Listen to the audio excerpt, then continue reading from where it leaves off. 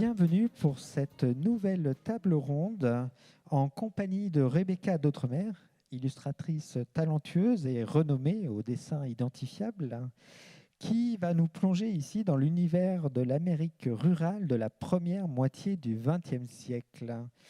À ma gauche, Eddie Harris, auteur américain, expatrié dans la ruralité française pour des livres qui sont plus du domaine de la quête identitaire que de l'enquête. Des souris et des hommes, Jupiter et moi, deux titres qui se répondent à plus d'un titre, j'ai envie de dire. L'Amérique rurale, c'est maintenant avec nos invités. Bonjour. Sziasztok, buenos dias, bonjour. Bonjour. Rebecca, avant ce livre, c'est quoi votre imaginaire de l'Amérique rurale ? Bon, vous demandez ça à une Française. Hein. Écoutez, peut-être que quelques films sont passés par là. Moi, j'ai pas eu l'occasion de visiter l'Amérique rurale, très franchement. J'ai été dans des grandes villes américaines, mais pas peu dans le pays même. Et avant même d'avoir fait ce livre, et encore plus en l'ayant fait, de toute façon, je connaissais les États-Unis de cette ambiance-là, plutôt par la photographie. Puisque c'est un domaine qui m'intéresse beaucoup. Et les photos de Dorothea Lange et de l'Amérique rurale de l'époque des années 30, je les connaissais déjà beaucoup. Et le travail de Walker Evans, qui m'a en plus beaucoup aidé après pour le livre, c'était par le travail de la photo que je connaissais ça. Et pourquoi Steinbeck ? Alors, bon, il se trouve que c'est quand même un auteur sans savoir du tout, quand j'avais 12-13 ans, sans savoir du tout que j'aurais un jour ni à devenir illustratrice ou auteur de livres, ni à illustrer Steinbeck. C'est de toute façon un auteur que j'avais beaucoup lu et qu'on m'avait proposé dans mon adolescence. Donc voilà, Les raisins de la colère, Les souhaits des hommes, À l'est d'Éden, j'avais lu beaucoup ça. Et Les souhaits des hommes, c'est vrai que je l'ai lu, je n'exagère pas en disant que j'ai lu plus de 10 fois quand j'étais ado. Très franchement, je pense que j'étais passée complètement à côté de l'aspect historique et politique. J'avais pas les références qu'il m'aurait fallu pour peut-être décrypter tout ce qu'il y a dans le livre, mais c'était l'aspect humain qui m'intéressait à ce moment-là. Et après, quand on a été les recherches avec l'éditeur Tichina, donc qui a publié cette version illustrée des souris, d'un roman qui puisse être fort, concis, petit, et qui puisse se prêter à la mise en image, à la mise en illustration. Je ne sais plus comment ça nous est monté à la tête, on peut dire, mais ça a paru être une évidence quand on est retombé sur ce titre-là. On s'est dit, mais bon sang, mais c'est bien sûr. Parce qu'il y a tout pour la mise en image. Bon, ça, je peux en parler pendant des heures, mais voilà, il y a un bon potentiel de mise en scène en livre de ce roman. Oui, et puis c'est un roman à strates, comme je les appelle, c'est-à-dire que on peut vous l'avez lu 10 fois, donc la première fois était forcément différente de la 10e, mais la première fois était aussi bonne que la 10e. Il y a eu la première fois dans mon adolescence où évidemment on pleure, on n'en peut plus de pleurer, puis après on connaît la fin. Alors on le relit en sachant qu'on va pleurer, et on pleure de plus en plus tôt dans le livre. Donc il y a cette émotion-là. Et après, pour mon travail, je l'ai relu différemment, en sachant, moi, que j'allais devoir mettre, encore une fois, en couleur, en forme, en composition, tout ce qu'il y a dans le livre. Alors les grands espaces, les hommes de l'histoire, les personnages, l'histoire du pays, l'époque, la sensualité, les trognes, la sueur, la douleur, ce que je connais un peu de l'histoire américaine et tout ce que je ne connais pas. Il fallait quand même que je produise des choses. Donc voilà, les lectures sont différentes selon ce que je devais en faire. Eddie, c'est quoi la réalité de votre Amérique rurale à vous ? Ça, je ne sais pas du tout. Puisque je suis plutôt citadin, je passe plus de temps dans les villes que dans la campagne, aux États-Unis. Et pour moi, ça représente, si on ne parle pas de la politique, parce qu'en fait, la plupart des gens en Amérique ont une sensation d'être ruraux. Ils ont un côté plus terre-à-terre que citadin, parce que le pays est un pays de ruralité, sans le savoir. On pense toujours de ces grands espaces, de la nature. Donc pour moi, la réalité de ruralité, C'est plutôt les forêts, la nature, et pas forcément les gens qui vivent de la terre.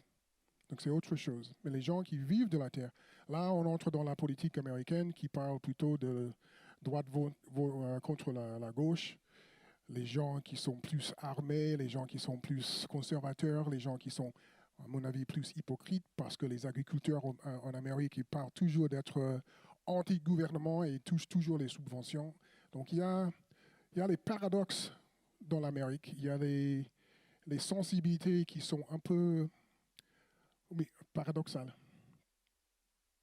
Et votre perception de cette Amérique, elle a changé en quoi depuis que vous vivez en France? Bon, déjà, puisque j'habite en campagne en France, ça c'est autre chose que de vivre en France, mais de vivre en campagne dans la ruralité française, ça change beaucoup parce que je vois une grosse différence entre les Américains ruraux, que les Français. Et il me semble que, j'hésite de le dire, mais il me semble que les bouseux français sont beaucoup plus instruits que l'équivalent aux États-Unis. L'Amérique évite l'éducation d'une façon, ils évitent l'intellectualisme d'une façon, et ils évitent en fait le reste du monde d'une façon. Mais les gens dans mon petit village, par exemple, ils ont voyagé partout dans le monde. Il y a des amis dans ce village. Et pas les jeunes, mais les gens dans mon village qui ont vu le reste du monde aussi. Donc ils ont une curiosité de l'autre monde qui n'existe pas dans les petites villes, même les villages aux États-Unis. Rebecca, pour ce travail des souris et des hommes, comment vous avez fonctionné? Donc on a 45 minutes, c'est bien ça, hein? C'est ça. Qu'est-ce que je peux vous dire qui me paraît essentiel? Bon, évidemment, on commence par lire le texte, mais ça, c'était acquis. Peut-être que j'en parlerai davantage demain dans mon intervention où je parlerai davantage du livre, mais comment j'ai fonctionné? Il faut imaginer qu'on propose dans ce livre, donc il faut le voir pour le croire, si je peux dire, une lecture, des codes de lecture et de rentrer dans l'histoire qui sont quand même très particuliers. Donc il a fallu que je décide, mais je ne vais probablement pas prendre le temps d'en parler là, de ce que je voulais montrer, jusqu'où je voulais aller et jusqu'où j'osais aller par rapport au texte de Steinbeck, à ma connaissance et à ma méconnaissance aussi de ce qu'il raconte, et qu'est-ce que je pouvais faire pour m'emparer du texte, qu'est-ce que je pouvais oser faire en fait. Surtout, je dirais que ça s'est résumé comme ça. Qu'est-ce que je peux oser faire par rapport à un texte d'un auteur qui je n'ai pas vécu ni son époque, ni son statut, ni son pays, quoi. Donc j'ai commencé par me dire, voilà, qu'est-ce que je veux faire, qu'est-ce que j'ose faire, et puis très vite, de façon générale, dans tous les livres, on se dit, on s'en fout, je fais le truc, et puis on verra bien. Et sinon, après, comment je fonctionne, il faut peut-être comparer une mise en image d'un livre comme ça, mais alors là, ça pourrait être un peu pour beaucoup de livres, comme une mise en scène, on peut comparer ça à une mise en scène au théâtre, la mise en image d'un roman comme on l'a proposé là avec Tichina. J'ai fonctionné vraiment comme un directeur de théâtre qui a une scène vide devant soi, qui va inviter ses acteurs qui vont interpréter Georges, Lenny, Crooks et tous les personnages du livre. Comment ils vont jouer, qui ils vont être, dans quel décor ils vont évoluer, qu'est-ce qu'ils vont être capables de faire, et moi, comment je vais les regarder, comment je vais les éclairer, et comment, du coup, je vais les composer, les cadrer, et comment je vais les mettre dans les pages du livre. Voilà, je peux te dire ça. J'ai fonctionné comme sur une directeur d'une pièce de théâtre. Et ça ne vous a pas donné envie d'aller sur place? Alors j'ai hésité avant de partir. Je me suis dit, tiens, je vais faire le voyage de cette ville de Ouide. Si j'ai bien compris, c'est de là que partent les deux personnages, Georges et Lenny, du nord de la côte. Ils sont déjà à l'ouest en fait, hein, et ils descendent sur la ville de Salinas. Alors, je crois avoir été à Salinas, mais j'ai aucun souvenir. Et je me suis dit, tiens, je vais partir faire ce petit voyage-là. Mais dans le fond, ça serait sûrement intéressant, mais je ne suis pas sûre que ça m'aurait aidé finalement pour mon travail. On est vraiment dans un travail, il faut cracher ce qu'on a un peu au fond, et c'est pas parce que j'aurais vu quelques paysages qui auraient pu me servir pour reproduire dans le livre. Ça suffit pas pour faire un livre. Il faut aller bien au-delà, et les paysages, la végétation, le mobilier urbain, les voitures de l'époque, je les retrouverais plus en photographie que sur place. Donc j'ai renoncé à ce voyage-là. Je le ferai peut-être après. Mais je ne sais plus ce que vous me demandiez, mais non, je ne suis pas allée sur place. Voilà, c'était C'était ça, la question ? oui, Ouais. mais c'était celle-là exactement. Eddy, vous pouvez nous parler de ce qu'est être père à l'époque de votre père? Ça remonte à je quelles peux années parler déjà? de mon père, oui, parce que j'avais ce père quand... Bah, ça, c'est une question un peu... On a 45 minutes.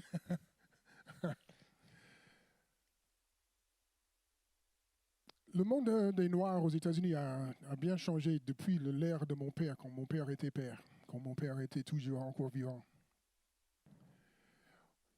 Il y a maintenant une sorte de dysfonction dans la famille américaine, surtout dans la famille noire en Amérique. La notion de père-étude, selon mon père et mon entourage, était il me semble, carrément différent qu'on vit maintenant. Mon père, son boulot, son devoir était de nourrir sa famille, protéger sa famille, être là pour sa famille. Et c'est ce qu'il a fait. Et maintenant, peut-être encore on retombe dans la politique. On parle de Richard Nixon qui a créé un système d'aide sociale qui a en fait brisé la famille noire dans les années 60, fin des années 60. Donc le père, dans les foyers noirs, ils sont dispersés parce que c'était, surtout s'ils n'étaient pas mariés. Mais il y avait des familles intactes où le père et la mère n'étaient pas mariés. Donc c'était facile pour le gouvernement de dire que s'il y a un homme qui habite dans la maison, qui ne travaille pas d'aide. Donc les hommes sont partis. Donc le but de la famille de l'ère de mon père était de rester dans le foyer, être là, être sûr de sécuriser la famille. Donc ça a bien changé depuis, je pense. Et peut-être on est dans un retour de ça. Mais il y a des choses qui ont changé. Mais comment vous le perceviez, vous, à l'époque, ce père? Qui c'est, Sam? Mon père, je ne percevais pas. Il était là parfois, il n'était pas là parfois, il était au boulot la plupart du temps. Donc pour moi, c'était un personnage, plutôt une image de peur, parce qu'on a eu peur de ce mec. Sachant qu'il allait retourner le soir, et si on a fait trop de bêtises, mon frère et moi, le problème commence.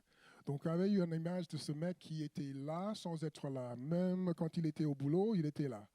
Donc, la peur de lui qui est devenu plutôt respect, parce que maintenant, on voit à quel point il nous a aimés, et il nous a protégés, et il a fait tout pour élever sa famille. Et ça, c'était l'image que j'ai de cette personne, qui a nié beaucoup de choses pour lui-même, pour donner à sa femme et à ses enfants. Finalement, cet ouvrage, Jupiter et moi, c'est une ode d'amour. C'est un hommage, c'est un chant d'amour à mon père et la vie qu'il a menée, pas seulement avec nous, mais même avant de devenir père de famille, avant de se marier avec ma mère. Il était un homme qui a tout fait. Il y a une histoire dans ce livre, je pense, peut-être dans un autre livre, où il a été humilié par deux mecs dans l'État de Kentucky, qui a menacé de mort. Mon père n'était pas un homme qui avait beaucoup peur. Il aurait pu résister, mais il a subi à cette humiliation pour pouvoir continuer à exister, et dans mon imagination, pour que je puisse exister. Il a fait tout pour vivre la vie qu'il a menée pour sa famille, pour la famille de l'avenir, parce qu'il n'avait pas une famille à ce moment-là. Donc il a subi à beaucoup de choses pour pouvoir exister. Et pour moi, en fait, il représente l'homme noir aux États-Unis dans cette ère. Ils ont subi à beaucoup de choses pour nous. Oui, parce qu'on se rend compte en lisant cet ouvrage, donc je précise que ce que vous avez raconté n'est pas dans cet ouvrage, C'est dans un autre. Du C'est coup. peut-être- Euh, il a une violence intérieure qui est énorme et à un moment donné, il vous fait même la confidence qu'à une époque, il aurait pu tuer tout le monde, vous y compris. Oui, il avait cette violence interne. Et ça, c'est une chose qui montre à quel point il se sacrifiait pour nous. Parce qu'il était en colère pratiquement tout le temps, sans montrer cette colère. Et quand il racontait ces histoires, comme cette histoire sous le pont en Kentucky, il termine cette histoire avec une façon qui nous a fait rire. Donc, dans chaque histoire, même les histoires d'humiliation qu'il a vécues, il avait une façon d'enlever cette humiliation pour que mon frère et moi ne le portent pas. Et ça, pour moi, ça c'était une chose incroyable. Donc, un homme qui n'a rien fait dans sa vie, rien de spécial, il est un ouvrier, il était un fonctionnaire aux États-Unis. Il avait toujours un double boulot, parfois un triple boulot. Il a tout fait pour que ma mère reste à la maison et que nous avions tout ce qui était nécessaire pour une belle enfance. Donc, c'est l'homme de ma vie et je voulais raconter ça, l'ordinariness de cet homme qui est en fait extraordinaire. Rebecca, quels sont justement les rapports aussi qui existent entre George Milton et Lenny Small? Parce qu'il y a aussi peut-être un rapport de protection. Alors dans ce cas-là, la plupart des personnages de ce livre, pour le coup, eux, n'ont pas de famille, pour ainsi dire. Enfin, le seul lien familial officiel dans ce livre, c'est le mari et la femme, et je ne suis pas sûre que ce soit très positif dans le cas des deux personnages du livre. Donc, les deux personnages de Georges et Lenny, les héros des Souris et des Hommes, sont là comme des frères. Il y a le petit frère et le grand frère. On ne sait pas très bien qui est le petit, qui est le grand. Puisqu'on dirait qu'il y a le petit malin et le grand balèze, pas très malin, mais je pense qu'ils se protègent mutuellement selon leurs capacités. Et on voit bien que ces deux personnages-là, et centraux de l'histoire, ce sont les seuls qui ont la possibilité d'être supportés par un autre. Tous les autres sont dans une solitude extrême. Le personnage de la femme est complètement seul. Bon, c'est la femme du fils du patron, mais elle est seule. Le personnage du vieux, comment s'appelle-t-il Crooks, c'est pas lui. Candy, pardon, je me perds. Ils ont tous un nom qui commence par un C. Le vieux Candy, le vieillard infirme, est absolument seul et il voit sa vie défiler comme avec la crainte d'être abattu, comme on abat son chien parce qu'il est trop vieux et incapable de faire quoi que ce soit. Le personnage du noir Crooks est d'une solitude, rejeté par l'ensemble des hommes du ranch. Enfin, c'est absolument terrible. Et donc, il n'y a que ces deux personnages-là, Georges et Lenny, qui ont établi cette fraternité entre eux, cette protection mutuelle. Et ce lien de fraternité, c'est un lien que on voit bien que tous les gens qui tournent autour d'eux leur envie. Et le seul espoir, c'est un livre extrêmement noir, bon, tout le monde connaît l'histoire, hein, qui finit mal, etc. Mais c'est la seule petite lueur d'espoir du livre, c'est la fraternité qu'il y a eu entre ces deux-là. La femme envie, ils essayent tous de se greffer au rêve de ces deux qui espèrent un jour avoir un lopin de terre et être ensemble et juste bien. Voilà, ils veulent juste être bien chez eux, reconstituer un petit noyau de solidarité et puis d'amour en fait. Hein. Et la femme envie ça parce qu'elle est trop seule, parce qu'elle rêve on sent qu'elle a envie de se greffer au projet. Le vieillard a envie de se greffer au projet parce qu'il n'en peut plus de solitude. Le noir Crooks a envie, il dit mais moi je veux bien, je travaillerai pour rien. Ils sont prêts à tout pour avoir un peu de cette solidarité, de cette fraternité là. Donc c'est toujours pareil, je me rappelle jamais de la question, mais c'est ça ma réponse. Et voilà, c'est la fraternité qui fait envie à tout le monde. Parce qu'ils sont tous sans famille, quoi. Alors, en tant qu'illustratrice, comment est-ce qu'on jongle justement avec cette vie réelle et cette vie fantasmée? Vous voulez dire par rapport au personnage ou par rapport à mon... Par rapport au personnage. Oui, entre la vie qui fantasme eux. Oui. Et... Alors c'est vrai que ça, c'est quelque chose qui est intéressant à exploiter par rapport au dessin. C'est-à-dire que j'alterne dans ce livre énormément de possibilités de mise en image du texte. Des fois, je suis très collée au texte, très réaliste. J'ai des images qui vont montrer les lieux, les objets, l'époque, les tracteurs, le héron qui passe au-dessus de la rivière, etc. Et des fois, au contraire, je vais essayer de m'intéresser à ce qui se passe dans la tête des personnages, et notamment dans cette drôle de caboche qui est la tête du personnage de Lenny, qui lui, en plus, il est un peu fou. Enfin, il n'est pas dans les codes et les cases d'un être qu'on dit normal. Et donc, on peut imaginer, j'ai pu me laisser aller à imaginer ce qui pouvait se passer dans sa tête et à le mettre, imaginer dans le sens propre du terme, à le mettre en couleur et en composition. Et comment on fait ? Alors là, on est obligé de se faire confiance et de se dire qu'on a le droit de le faire. Et notamment pour le personnage de Lenny, j'ai beaucoup regardé tout ce qui concerne les œuvres d'art brut. Notamment, il y a beaucoup de collections d'art brut américaines du début du siècle qui sont...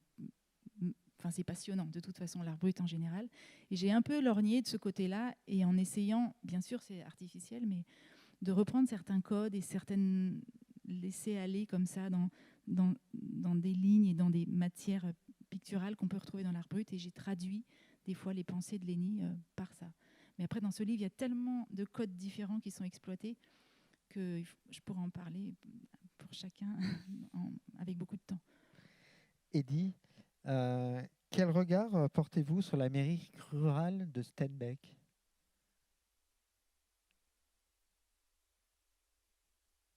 Mais encore. Ouais. C'est une ruralité qui n'existe plus, déjà, qui était plus... Donc, quand je pense à Steinbeck, je pense au Dust Bowl, le bowl de poussière, la misère totale. Et je pense plutôt à les raisins de la colère plutôt que Of Mice and Men, souris et des hommes. Et dans cette réalité, on montre à quel point l'Amérique est un pays pauvre. Même si c'est le pays le plus riche au monde, le plus avancé au monde, on peut dire aussi. C'est en fait un pays, puisque l'argent gère tout, les gens qui n'ont pas d'argent sont les plus misérables au monde parce qu'ils ont toujours cet aspect de vouloir avoir, de besoin, de voir à côté les gens avec. Et eux, ils sont sans. Et dans Of Mice and Men, mais aussi dans The Grapes of Wrath, il y a toujours les gens qui veulent mieux. Et la tragédie de la réalité aujourd'hui, la réalité de Steinbeck, de ces deux livres et d'autres livres de Steinbeck aussi, était l'impossibilité d'avoir mieux pour les gens. Ils cherchent, on cherche, on cherche. Et la tragédie, c'est qu'en lisant, on sait que cet atteint est impossible. Et on vit la même chose aujourd'hui avec la réalité américaine parce qu'il faut de l'argent, il faut des prêts, il faut de la terre. Et avec le capitalisme qu'on vit aux États-Unis, c'est impossible pour les gens ordinaires d'avancer réellement et avoir un bout de terre quelque part. Pourtant, vous aviez dit tout à l'heure que votre père, pour vous donner ce qu'il voulait vous donner, il n'avait pas hésité à multiplier les petits boulots. Vous pouvez nous les raconter, ces petits boulots ? Déjà, il avait son boulot, son vrai boulot, qui était fonctionnaire. Il travaille dans les ordinateurs pour le gouvernement des États-Unis, le département de l'armée. Mais de temps en temps, il était dans un supermarché, il était un gardien dans une banque, il était un agriculteur, il faisait des petites choses dans les jardins des gens. Il coupait l'herbe, il était un cireur de chaussures dans un country club, dans un golf. Il faisait tout, beaucoup de petites choses pour supplémenter ses revenus, le revenu de la famille. Il faisait beaucoup de petites choses comme ça. Rebecca, ils font quoi dans leur vie, les deux protagonistes des souris et des hommes, justement ? Ils se mettent au service de... C'est pas très développé dans le roman lui-même. Ils arrivent dans un ranch et ils se mettent au service du patron du ranch et ils font un peu ce qu'on leur dise. Et je crois que c'est un peu des gros bras, en fait. Ils se présentent comme ça. Il est dit à un moment que le personnage de Lenny, Georges le défend comme il peut. Il dit il n'est pas bien costaud, mais alors, il n'est pas bien malin, mais alors vous allez voir, qu'est-ce qu'il est costaud. Il peut vous porter des sacs de, je sais pas quoi, d'avoine, je crois. Je sais plus quelle céréale. comme pas deux, donc user de sa force, user de ses bras. Il y a un moment dans le livre, je me suis amusée à illustrer une fiche d'embauche, parce qu'il est question de fiche d'embauche que remplit le patron. Donc j'ai essayé de retrouver sur Internet des intitulés de statuts, enfin des ouvriers dans les ranchs, sur des fiches en anglais. Alors bon, c'est pas simple parce que c'est d'époque et puis voilà, j'ai pas un anglais parfait. Mais j'ai vu qu'il y avait des ouvriers qui étaient intitulés, enfin marqués comme hand, main. Je prononce peut-être pas très bien. Donc c'était juste des mains, des bras, en fait des gros bras quoi. Des manœuvres. Des quoi. manœuvres, c'est ça. Oui, ça correspond à ce mot. Oui, c'est vrai. Et hand, j'ai vu que donc il y avait ce statut-là pour des ouvriers qui devaient être vraiment là pour vraiment donner leur force et puis c'est tout. Comme je l'imagine. Et puis, ces deux-là, on en a parlé, ils ont un rêve, c'est d'avoir un jour une terre à eux. En quoi c'est important d'avoir une terre à soi dans le roman et dans votre roman graphique? C'est-à-dire que je pense aussi que c'est l'indépendant. Ces gens-là, je dis ça sans bien savoir après tout, mais j'imagine que leur souffrance, en plus de l'immense pauvreté, des difficultés, de la solitude, de la perte de leur famille, enfin de l'isolement, tout ce que vous voulez, en plus, ces gens-là étaient dépendants du bon vouloir des quelques possédants qui voulaient bien leur laisser beaucoup de travail pour pas un rond. Et je pense qu'avoir une terre, avant tout, c'est être indépendant, être capable de plus dépendre d'un patron, d'un propriétaire. Et c'est un petit île d'indépendance et de survie, et on sort comme une espèce de prison économique, quoi. Plus que d'avoir sa terre pour avoir un joli jardin et une jolie maison. C'est pas la terre de la maison secondaire, c'est la terre de la liberté, peut-être que c'est ça. Mais là, c'est moi qui vous dis ça, je n'en sais fiche rien après tout. Je ne sais pas ce qu'ils avaient en tête. Eh ben, on va demander à Eddie ce qu'avait son père en tête. Pourquoi c'était important pour votre père d'avoir une terre à lui? Déjà, j'ai envie de répondre à Rebecca un peu parce que je pense que même si les gens voulaient avoir ce petit terre comme une sorte de paradis ou un espace de liberté, c'était le piège. Parce que la terre, la plupart du temps, appartenait à la banque. Et quand, dans les années 30, 40, quand les gens ont été forcés de migrer vers la Californie, d'Oklahoma par exemple, c'était à cause des forfaitures à la banque, quand ils ne pouvaient pas continuer à payer leur crédit. Donc ce n'est pas vraiment une liberté tout le temps. Souvent, c'est un piège, c'est une prison. Et mon père, je ne sais pas si mon père voulait avoir un terre. Quand nous avons acheté une maison, c'était le but de ma mère d'avoir la terre. Mon père venait de la terre. Il était dans une famille d'agriculteurs en Tennessee avant de déménager vers le nord. Et je pense que souvent, dans l'histoire Grand H des Noirs, c'était de quitter la terre parce que la terre représentait l'esclavage. Ils voulaient partir de la terre, ils voulaient partir du sud pour aller dans les villes et avoir un boulot dans l'industrie, dans les usines. Les vraies usines, les vraies factories qui avaient un boulot, un fiche de paye, un salaire et à la fin de la carrière, une retraite. Donc ils voulaient quitter ça parce que ça représentait un passé qui n'était pas trop folichonne. Vous pouvez expliquer? Bon, l'esclavage, c'est dans le passé. L'esclavage est être lié à la terre. Quand on est esclave, la plupart du temps, dans le sud des États-Unis, on était dans les champs. Avec la fin de l'esclavage, avec la grande migration, les Noirs du Sud, qu'est-ce qu'ils voulaient faire? C'était de quitter le Sud et aller aussi loin que possible. Donc, c'est pourquoi ils sont à Chicago, à New York, à Détroit et à Saint-Louis, à Kansas City. Ils ont fui le Sud et la terre. Ils ne voulaient pas un parcelle de terre. Ils voulaient être dans un appartement ou dans une maison. Et la terre, c'était juste ce petit terrain autour de la maison, c'est juste ce petit jardin. Donc finalement, c'est ce que nous avions dans ma famille, une petite maison, un jardin, et on était tranquille parce que mon père, avec tous ses petits boulots, il a arrivé de payer le crédit assez vite. Donc cette terre et la maison appartenaient à nous, pas à la banque, plus à la banque. Et en lisant votre ouvrage, on a quand même l'impression qu'il y a un lien avec cette terre pour votre père, qui est un peu un lien d'amour-répulsion. C'est ce que je voulais dire, parce que les Noirs, même si on est naturellement peut-être attaché à la terre, ils voulaient quitter la terre.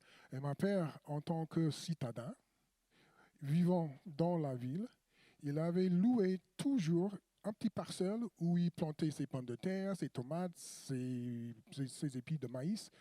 Il avait toujours un attache à ça. Et je ne sais pas si c'était, maintenant que je réfléchis, je ne sais pas si c'était un attache à la terre ou un attache ou un désattache au devoir acheter ses patates, ses tomates, ses épis de maïs. Peut-être que c'était une façon de se libérer aussi, d'être toujours tributaire des supermarchés.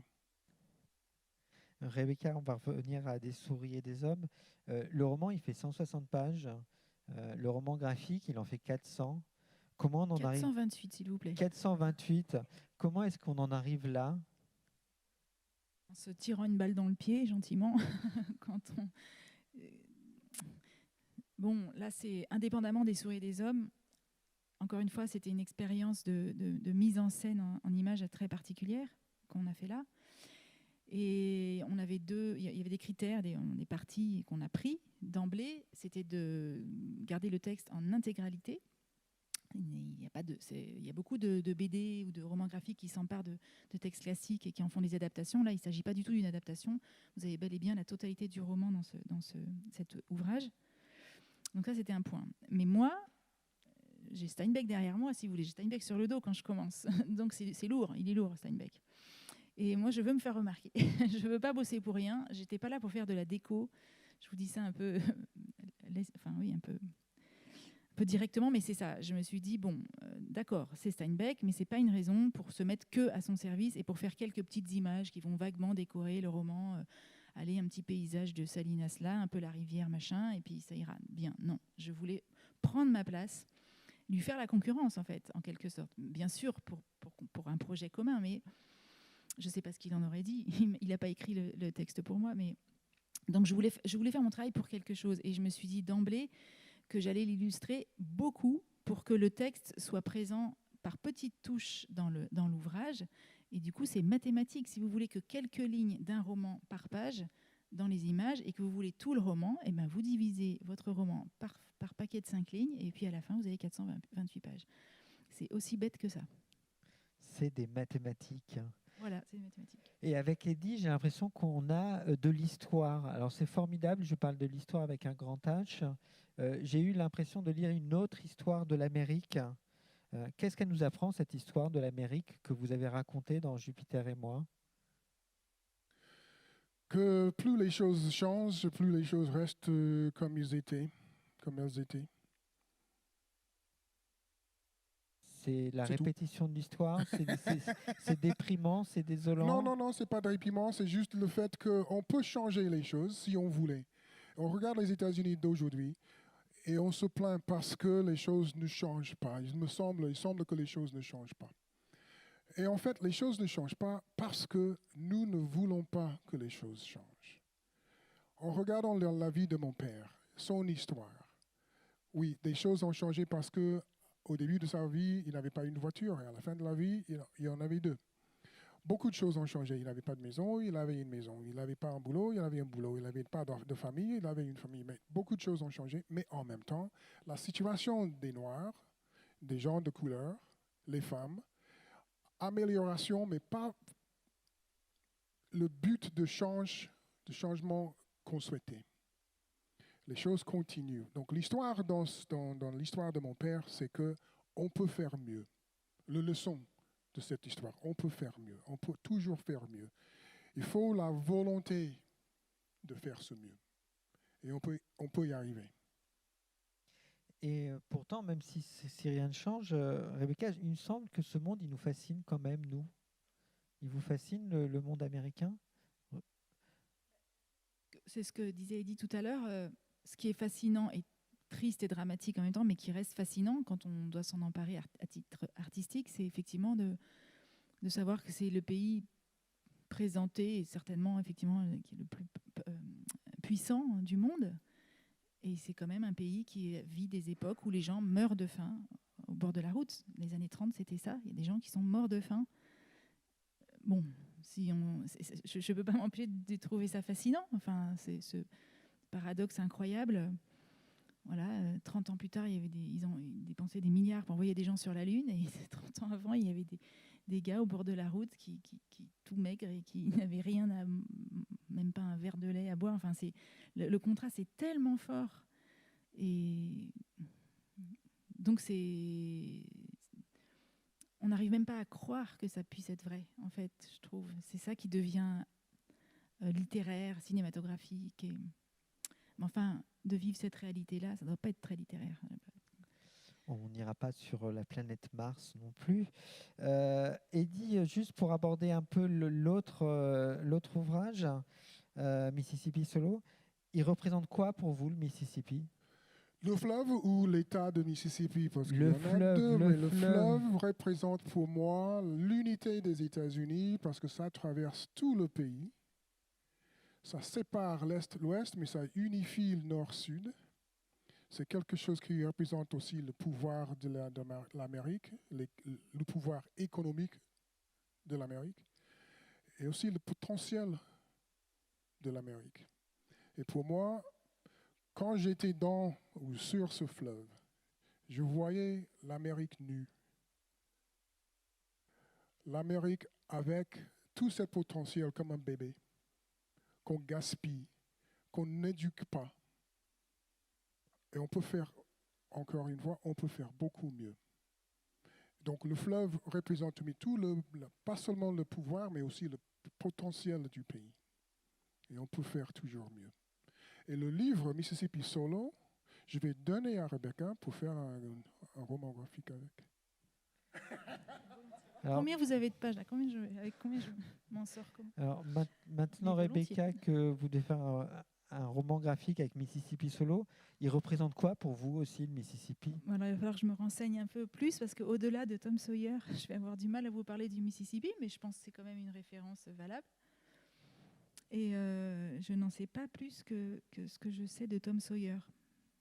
Mais tout le monde parle de Tom Sawyer et jamais de Huckleberry Finn. Et en fait, le livre... Oui, non, mais pardon. Quand je pense Tom Sawyer, c'est le titre du livre, pas de personnage. Donc je sais bien qu'il y a Huckleberry dans les parages. Et Joe l'Indien, je vous ferai remarquer. Et sinon, il y a un super film, j'espère que je ne vous dis pas de bêtises. Alors en anglais, qu'est-ce que ça donnerait? C'est les bêtes du sud sauvage, le sud des bêtes... Vous voyez ce film? Voilà, j'ai découvert un peu c'est dans la région de la Nouvelle-Orléans, hein, n'est-ce pas? Juste en dessous, oui. Et alors là, j'ai découvert un monde que je ne connaissais pas du tout. Incroyable, incroyable film. Eh bien, ça laisse des perspectives. Moi, j'ai envie de vous poser une dernière question, Rebecca. Après un tel travail, comment on continue sa route? Comme tout le monde, il faut se lever le matin.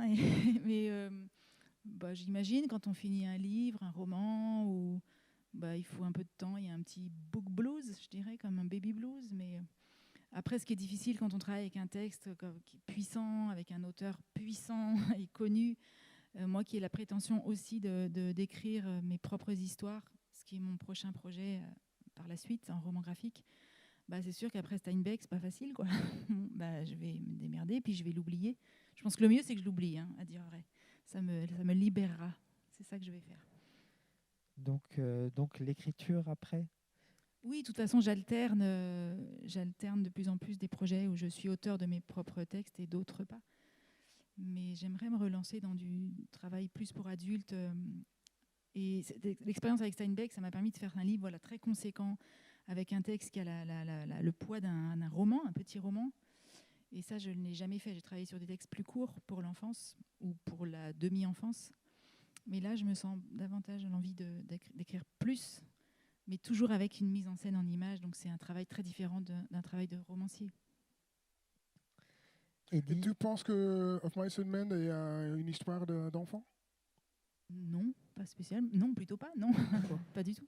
Mais par contre, c'est un livre, c'est vrai, pour l'adolescence qui fonctionne aussi très bien. Parce que je l'ai découvert, moi, adolescente. Même si on passe à côté de plein de choses, je pense, comme adolescent, et qu'on le redécouvre différemment après en tant qu'adulte.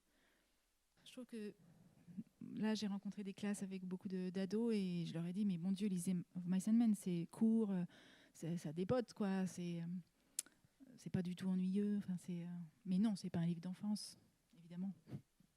Oui, c'est ce que j'appelais tout à l'heure de la littérature astrate, c'est-à-dire on le lit à 16 ans, on découvre quelque chose, on le lit à 18, on découvre encore autre chose, et ainsi de suite. Et on découvre plusieurs histoires, et ça devient de plus en plus complexe, en fait. C'était ça. Oui, alors la dernière question que je voulais vous poser, Eddie, c'est qu'est-ce qui vous a apporté votre dernier voyage avec votre père? Parce que je précise, à la fin de Jupiter et moi, vous embarquez votre père pour un road trip. Oui, à Nouvelle-Orléans, c'était le dernier voyage de Jupiter et moi ensemble. Et nous avons fait beaucoup de voyages ensemble, mais celui-là était extrêmement spécial parce que